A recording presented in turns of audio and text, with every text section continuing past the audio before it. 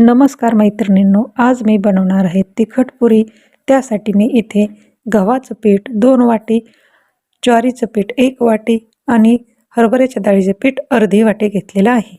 इथे मी हळद घालून घेत आहे, जिरी, ओवा, लसूण, कोथिंबीर आणि हिरवी मिरची याची मी पेस्ट करून घेतलेली आहे, ती टाकून घेतली। चिरलेली कोथिंबीर ही मी टाकून घेत आहे। यात चवीनुसार मीठ। आता हे सर्व मी मिक्स करून घेत आहे आणि हे आपल्याला गार पाण्यातच मळायचं आहे। अशा पद्धतीने मी हे पीठ मळून घेत आहे। या तिखट पुरीची रेसिपी अगदी सोपी आहे, बनवायला अगदी सोपी आणि खायला खूप चविष्ट लागतात ह्या पुऱ्या। आता हे पीठ आपलं मळून झालेलं आहे आणि आपण याची एक मोठी चपाती लाटून घेणार आहोत।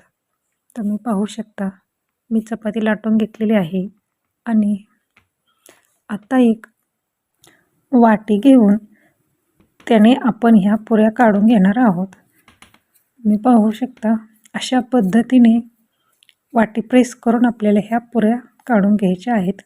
पुरी खूप जाडही लाटायची नाही आणि खूप पातळी लाटायची नाही।